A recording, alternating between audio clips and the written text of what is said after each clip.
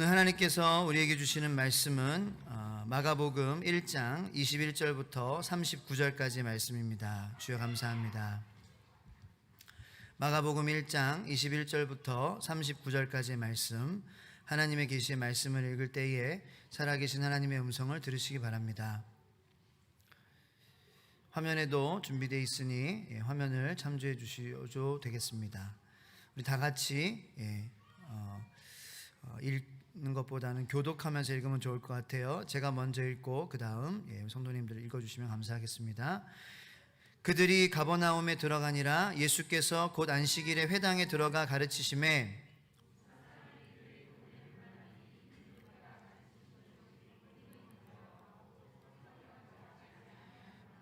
마침 그들의 회당에 더러운 귀신 들린 사람이 있어 소리 질러 이르되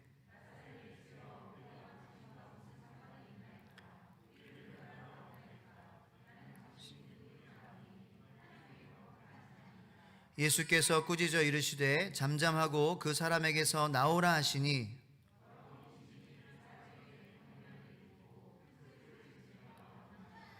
다 놀라 서로 물어 이르되 이는 어찌미냐 권위 있는 새 교훈이로다. 더러운 귀신들에게 명한즉 순종하는도다 하더라. 회당에서 나와 곧 야고보와 요한과 함께 시몬과 안드레의 집에 들어가시니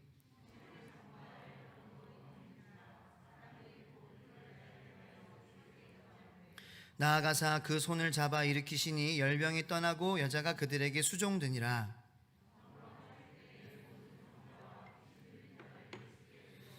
온 동네가 그 문 앞에 모였더라.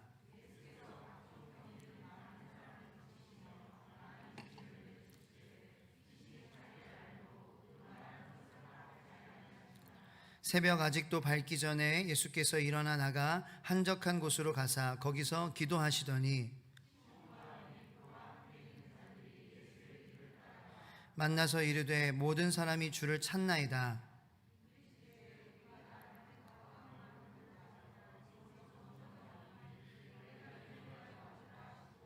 이에 온 갈릴리에 다니시며 그들의 여러 회당에서 전도하시고 또 귀신들을 내쫓으시더라. 아멘. 다 같이 기도하고 하나님 말씀으로 은혜 나누기 원합니다. 주님 감사합니다. 우리는 복음서를 통하여서 이 땅에서 우리와 함께 우리 가운데 사신 하나님, 바로 우리의 구세주 메시아 예수 그리스도를 보게 됩니다. 주님 이렇게 정말 바쁘셨는데 왜 그렇게 굳이 기도하셨습니까? 새벽에 나아가 좀 더 다음날 바로 또 사람들이 찾아가지고 그렇게 여기저기 사람들을 섬기고 병자들, 귀신 들린 자들 고쳐주고 제자들 가르쳐주시고 하루 종일 쉴 틈도 없으셨는데 왜 그렇게 기도하셨습니까? 주님, 우리는 어떠한 사람들입니까? 예수님을 따르는 사람들입니다. 주님도 그렇게 바쁜 삶 가운데에 기도하셨습니다. 주님, 그러므로 우리도 예수님을 따르는 그러한 성도들로서 정말 주님의 모습을 닮은 주님 열심히 바쁜 그러한 생활 가운데 살지만 우리가 주님과 같이 최선을 다해 기도하는 삶을 살게 하여 주시옵소서. 주님 듣겠습니다. 들려주시는 말씀에 우리가 반응하고 순종하겠습니다. 주님 말씀하여 주시옵소서. 부족한 저를 도와주시고 모든 말씀 살아계신 예수님의 이름으로 기도드립니다. 아멘. 몇 가지 좀 안내의 말씀드리면 일단 오늘 참 많이 나와주셔서 감사드립니다.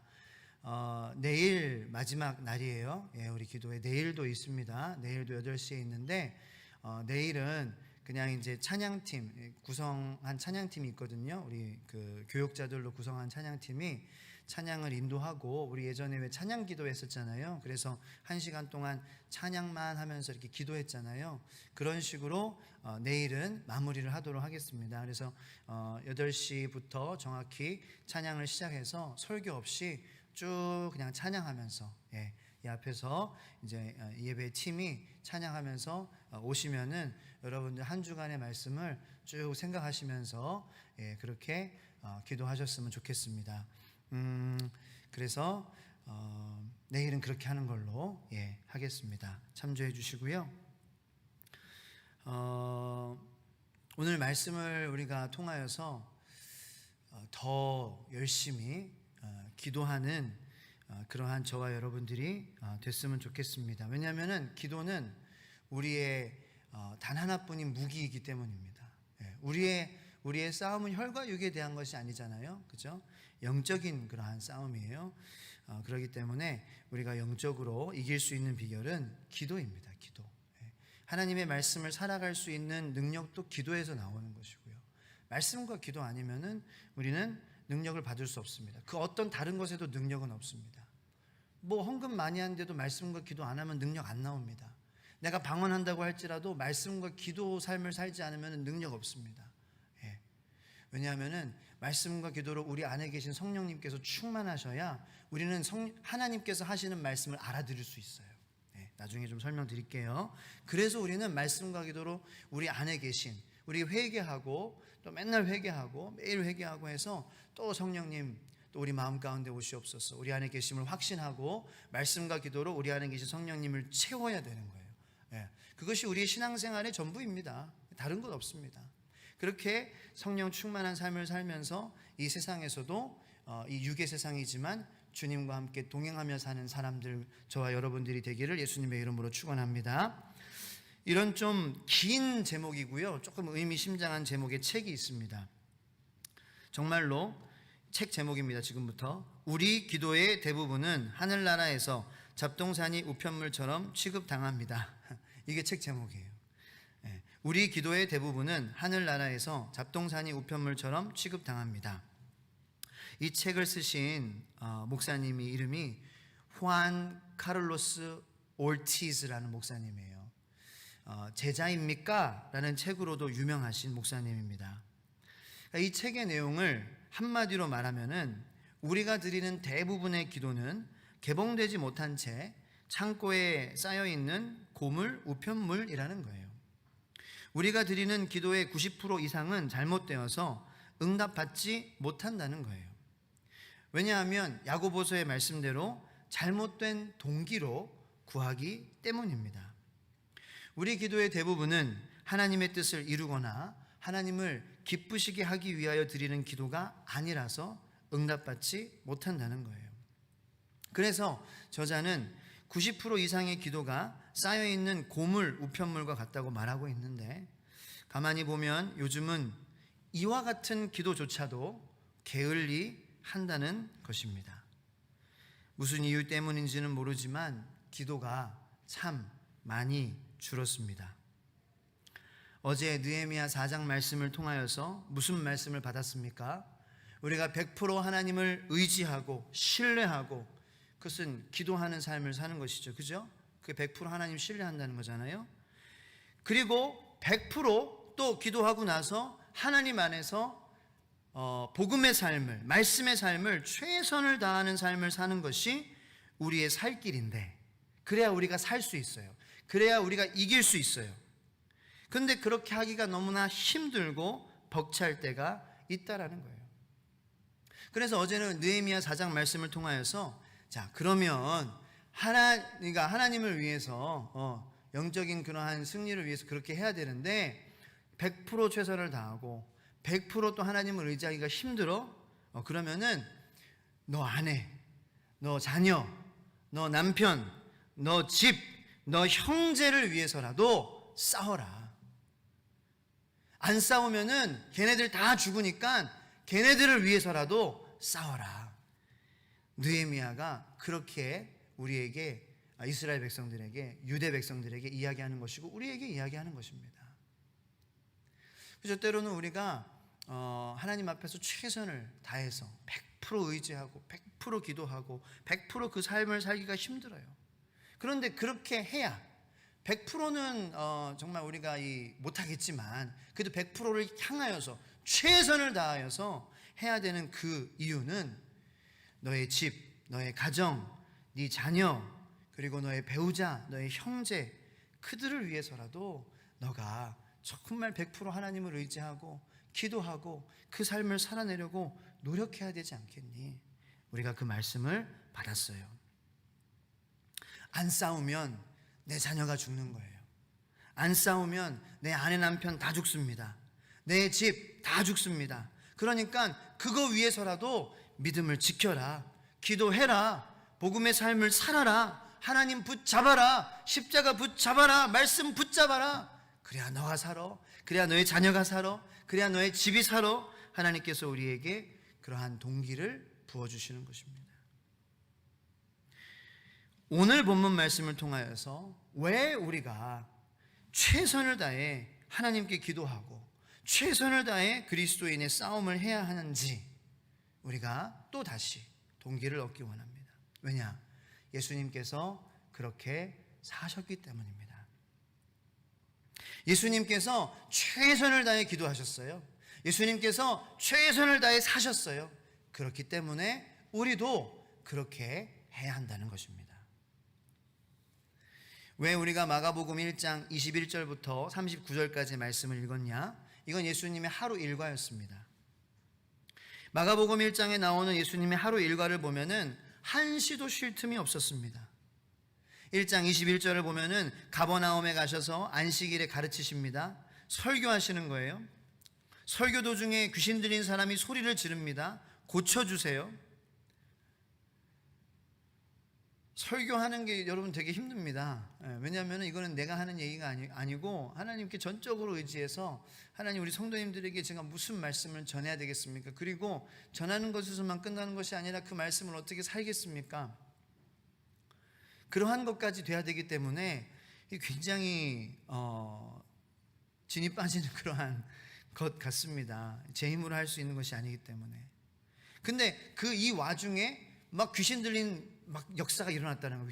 귀신 들린 사람이 막 난리셨다라는 거예요. 얼마나 막 어수선하고 막 당황스러웠을까요? 그래서 귀신 들린 사람의 귀신을 내쫓아 주셨어요. 고쳐 주셨어요. 그리고 예배가 끝났어요. 예배 끝난 다음에 쉬셨냐? 아니에요. 그 다음에는 베드로와 안드레의 집으로 가셨습니다. 마가복음 1장 29절을 한번 다 같이 읽어보겠습니다. 시작. 회당에서 나와 곧 야고보와 요한과 함께 시몬과 안드레의 집에 들어가시니, 들어갔는데 무슨 일이 있었어요? 마침 시몬 베드로의 장모님이 열병으로 누워 있었어요. 그래서 예수님께서 기도해 주시고 고쳐 주십니다. 그렇게 해서 오후 시간이 갔겠죠. 그리고 저녁이 됐습니다. 자, 32절 다 같이 읽겠습니다. 저물어 해질 때에 모든 병자와 귀신 들린 자를 예수께 데려오니, 가버나움에 있는, 그때에는 병원이 없잖아요. 얼마나 많은 사람들이 아팠을까요? 각종 병자들이, 동네에 있는 병자들이 다 온 거예요. 내과, 외과, 치과, 소아과, 피부과, 신경과, 정신과, 산부인과, 비뇨기과, 정형외과, 이비인후과 다 왔어요. 별의별 환자들이 다 총출동해서 모였습니다. 한 사람 한 사람 예수님께서 다 고쳐주셨어요. 귀신도 쫓아주셨어요. 이것이 예수님의 하루였습니다. 예수님의 하루가 얼마나 바쁩니까? 가버나움에 들어가서 설교하신 것, 그것이 편의상 오전이라고 생각한다면 오후에는 베드로 장모님을 열병에서 고쳐주시고 저녁에는 각종 병자들, 귀신 들린 자들을 고쳐주셨습니다. 그리고 또 이제 피곤해서 오후에 좀 쉬려고 했더니 베드로의 집에 갔더니 열병 환자 때문에 쉬지도 못하시고, 저녁에는 예수님 소문이 나서 동네 사람들이 또 다 모여들었대요. 여러분, 이 정도 일정이면은 다음 날 위해서 쉬어야 합니다. 아니, 다음 날도 쉬어야 돼요.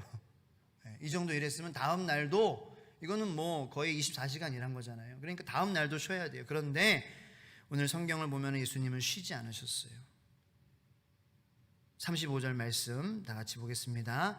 새벽 아직도 밝기 전에 예수께서 일어나 나가 한적한 곳으로 가사 거기서 기도하시더니, 그리고 기도하시고 나서 또 어떤 일이 일어났어요? 또 다른 마을로 가서 거기서 전도하다. 또 갈릴리에 다니시며 여러 가지 전도하시고 안 쉬셨어요.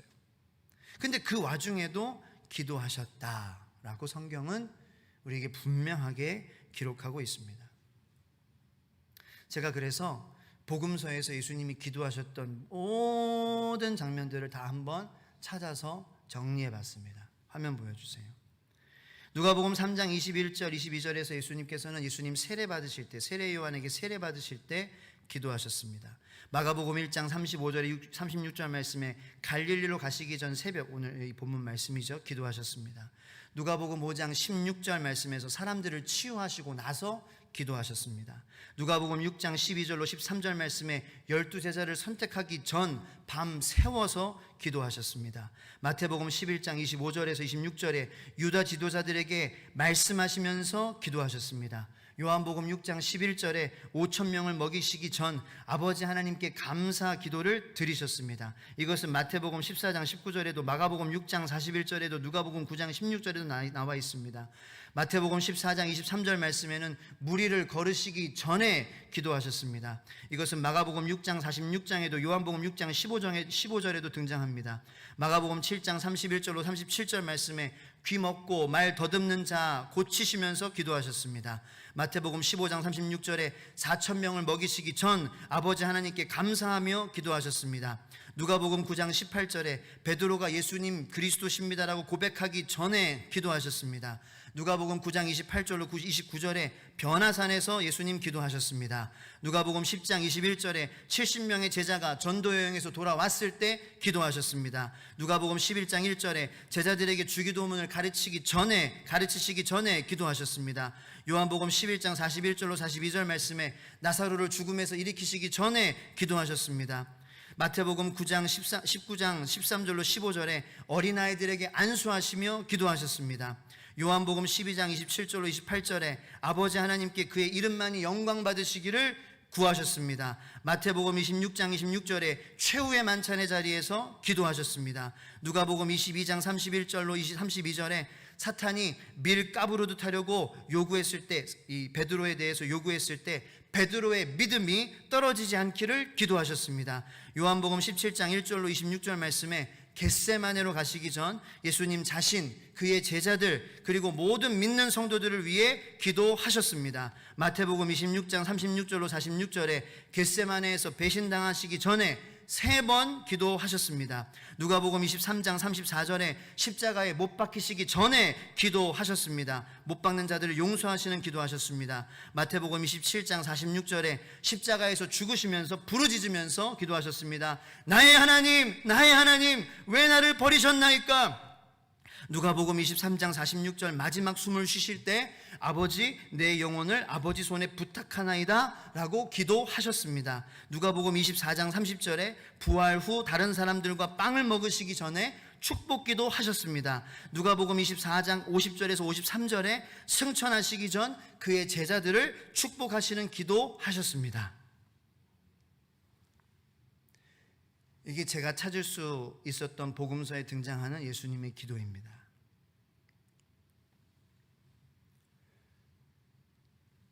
우리가 많이 알았죠. 예수님 정말 기도 많이 하셨다라는 거. 근데 이렇게 또 찾으니까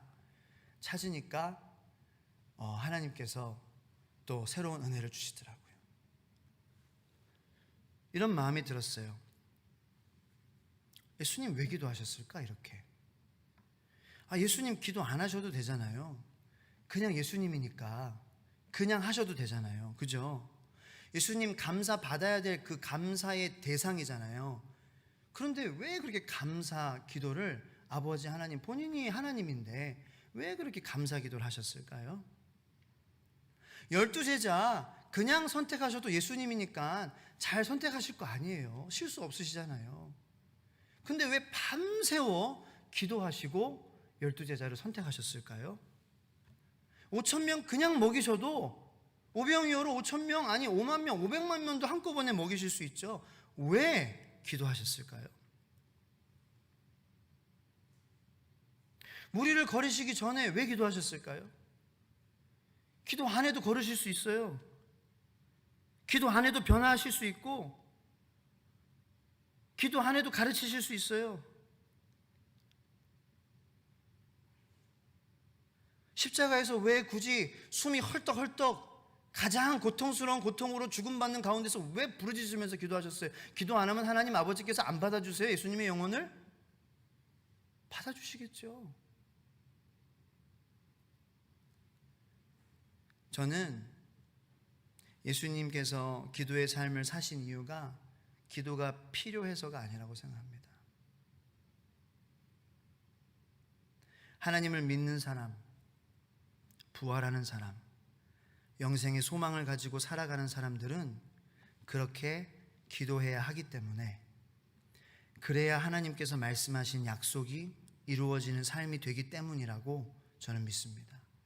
그래서 우리에게 그러한 삶을 살라고, 이렇게 기도하면서 살라고, 이 바쁜 와중에도 이렇게 기도하셨던 예수님은 우리가 바쁘다고 기도할 새 없고 나 힘들다고 기도 안 하는 우리들에게 나도 이렇게 했잖아, 내가 필요해서 한 거니 너희들을 위해서 한 거고 보여주기 위해서 산 거야.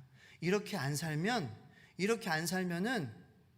십자가 질 수 없어. 고난에 동참할 수 없어. 왜 고난에 동참해야 돼? 우리가 왜? 나 안 할래. 네, 그러시는 분들 계실 수 있어요. 왜 고난에 동참해야 돼요? 부활의 영광에 우리가 함께 참여하기 위해서. 기도 안 하면 안 된다는 거예요. 그래서 예수님께서 이 삶을 사셨다는 거예요. 십자가에서 죽으시면서 부르짖어 기도하신 예수님은 그렇게 부르짖지 않아도 하나님 아버지께서 안 버리시고 당연히 다시 살게 하셨을 거예요. 그리고 본인이 하나님이신데 그렇게 말씀하셨잖아요. 누가 나를 죽이는 거 아니야. 내가 내려놓는 거야. 내가 내려놓는 거기 때문에 내가 세울 거야. 그런데 왜 부르짖으면서 기도하세요? 숨 넘어가는데 왜 부르짖으세요? 우리 숨 넘어가도 힘 없다고 해도 하나님 나 힘 없어요. 못 부르짖겠어요. 그렇게 하지 말라고. 숨 넘어갈 때에도 아바 라마 사박다니 그거 하라고, 부르짖으라고. 아버지요 아버지요 왜 나를 버리셨습니까? 부르짖으라고 우리에게 보여주시려고. 사랑하는 아들아 딸아, 죽을 것 같이 힘들어도 부르짖어 기도해라. 그래야 너희들 하나님 너희 안 버리셨다고 생각할 수 있어. 이거 아닐까요? 그 상황에 부르짖어야 아버지께서 나를 버리셨다고 생각하지 않을 수 있다는 거예요. 죽을 것 같은 고통 가운데서 안 부르짖으면 아버지가 나를 버리셨네, 하나님이 나를 포기하셨네, 하나님 안 계시네 라고 생각하는 우리이기 때문에 그 죽을 둥 말둥하는 그 상황 가운데에 주님께서 우리에게 부르짖어서 보여주셨다는 거예요.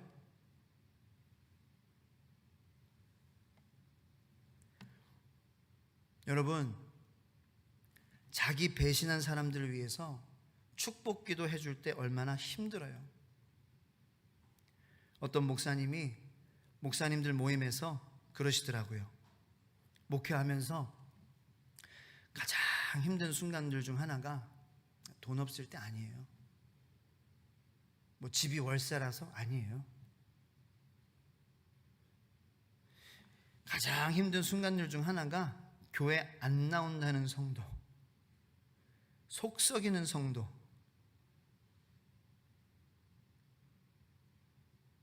미운 짓만 골라하는 성도, 그 성도 위해서 축복 기도해 줄 때라는 거예요. 그런데 예수님은 자기 배신하고 못 박은 제자들이잖아요. 그냥 안 보시면 되잖아요. 그죠? 예수님 부활하시고 다 도망갔잖아요. 그럼 그냥 안 보고 제자 한 거 취소할게. 그리고 그 와중에도 예수님 시신 찾으러 온 사람, 예수님 기다렸던 사람, 차라리 막달라 마리아, 예. 야고보는 그래도 그나마 괜찮았어요. 예수님의 형제 야고보, 형제니까 좀. 그런 사람들 대신 리플레이스 하셔가지고 다시 대체해가지고 만드시면 되지. 주님 배신하지 않은 사람들로 다시 구성하시면 되지. 취소하시지 않으셨어요. 그들을 모아놓고 그들을 축복하셨어요. 왜요? 우리도 그러라고요. 그러니까 우리 예수님도 우리 위해서 그렇게 최선을 다해 기도하는 삶을 사셨잖아요. 우리가 그 삶을 살지 않으면 우리는 예수님 안 믿는 겁니다. 정말 힘든 얘기지만 진리입니다. 그죠? 우리 그런 삶 살지 않으면 예수님 안 믿는 거랑 마찬가지입니다.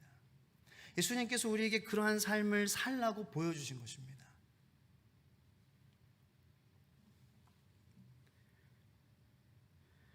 그런 예수님 생각하며 우리도 기도의 자리로 나아가기를 소망합니다.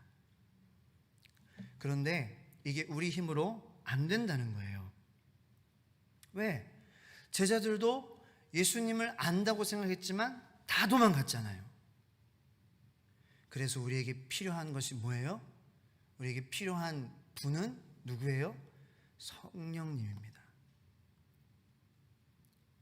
요한복음 15장 26절 말씀에 내가 아버지께로부터 너희에게 보낼 보혜사 곧 아버지께로부터 나오시는 진리의 성령이 오실 때에 그가 나를 증언하실 것이요. 성령님께서 우리에게 오셔야 그 성령님께서 예수님에 대해서 우리에게 말씀해 주신다는 거예요. 자, 여러분들, 모든 능력은요, 그리스도인의 구원받은 그리스도인들의 능력은 성령과 하나님 말씀 안에서 나옵니다. 아멘입니까? 자, 성경은요, 오류가 없는 하나님의 말씀입니다. 신성한 말씀입니다. 이 말씀은 비록 사람들을 통해서 기록하셨지만 여기에는 하나님이 여기 계세요. 신성한 말씀이에요. 이건 사람의 이야기가 아니에요. 예수님이 세상에 오셔서 모든 것을 다 이루시고 사도들이 다 가르치고 난 다음에는 더 이상 성경에 무엇을 더하지 않으셨어요. 왜냐하면 성경은 하나님의 말씀이기 때문에 더 이상 덧붙일 것이 없어요. 성경은 오류가 없는 최상의 하나님의 계시예요. 하나님의 계시예요. 신성이 담겨져 있어요. 그러므로 이 신성의 메시지를 우리 인성으로 들을 수 있어요? 없어요. 이 신성의 메시지를 우리가 우리의 머리로 지혜로 우리가 이 글자를 이해해서 내 능력으로 받을 수 있어요? 아니요, 못 받아요.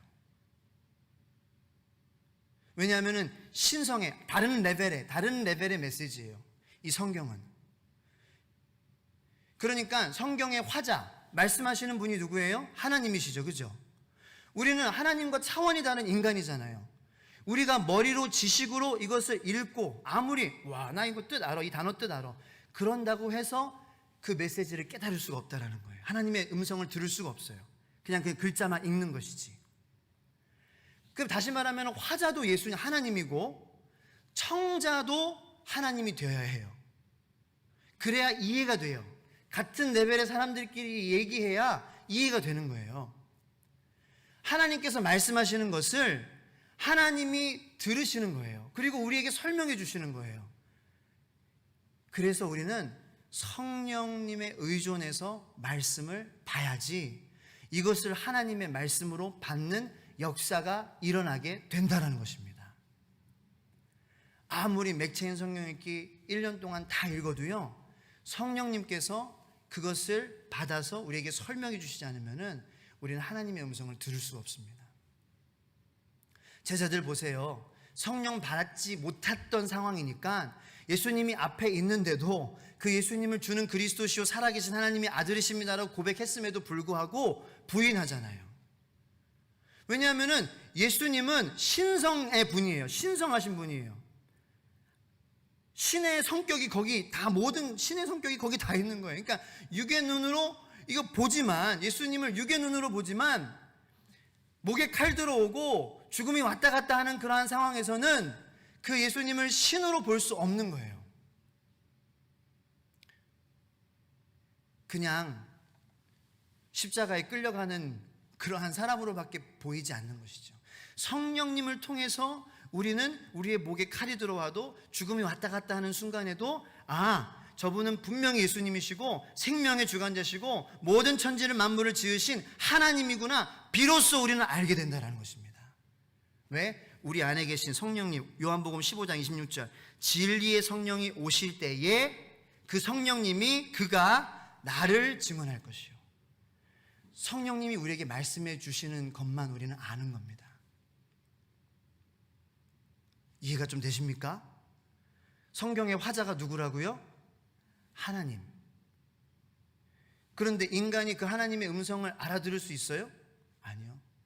우리 머리로 알아들어요? 신성을 깨달을 수 있어요? 아니요. 신성은 신성으로만 들을 수 있어요. 그래서 예수님께서 성령 보내주신 거고, 그 성령을 비로소 제자들이 받았을 때, 비록 예수님은 이제 승천하시고 안 보였지만 주님이 함께 계셔서 끝까지 충성하고 믿음의 경주를 완주할 수 있었던 것입니다. 그러니까 완전히 반전의 삶이 시작된 거죠. 오히려 예수님은 더 안 보이고 오히려 박해는 더 심해졌는데 그들의 믿음은 더 강건해져 갔더라. 사도행전 반복적으로 나오는 교회에 대한 메시지 아닙니까? 교회는 더 왕성해졌더라. 아니, 더 핍박은 심해졌어요. 대놓고 핍박했잖아요, 로마의 황제들이. 예수님은 더 안 보였어요, 육적으로. 그런데 제자들은 어떻게 그렇게 믿음을 저버리지 않고 충성하고 말씀대로 믿음대로 고백하면서 기도한 대로 살고 어떻게 그랬을까요? 여러분, 우리가 이것을 분명히 깨달으면 여러분 말씀 볼 때에 하나님의 정말 여러분들 옆에서 하나님께서 말씀해 주시는 그러한 음성을 듣게 될 줄로 믿습니다. 그럼 성경 보는 재미가 생기고요, 성경 말씀대로 내가 오늘은 어떠한 환난이 올까, 그래서 나를 어떻게 이 말씀대로 살지 못하게 나를 건드릴까, 한번 기대된다, 이런 마음의 태도가 됩니다. 기대된다. 그러한 고백을 할 수 있는 것은 내 안에 성령님께서 충만하게 역사하셔서 이 우리에게 주어진 이 말씀이 하나님의 살아있는 음성으로 들려질 때에 우리가 비로소 고백할 수 있게 되는 믿음의 담대한 고백이겠지요. 그러므로 우리는 뭐 해야 해요? 성령 받아야 해요. 어떻게 받아요? 회개해야 해요. 주님께서 회개하면 우리의 죄를 자백하고 우리의 교만함을 내가 머리로, 지식으로, 경험으로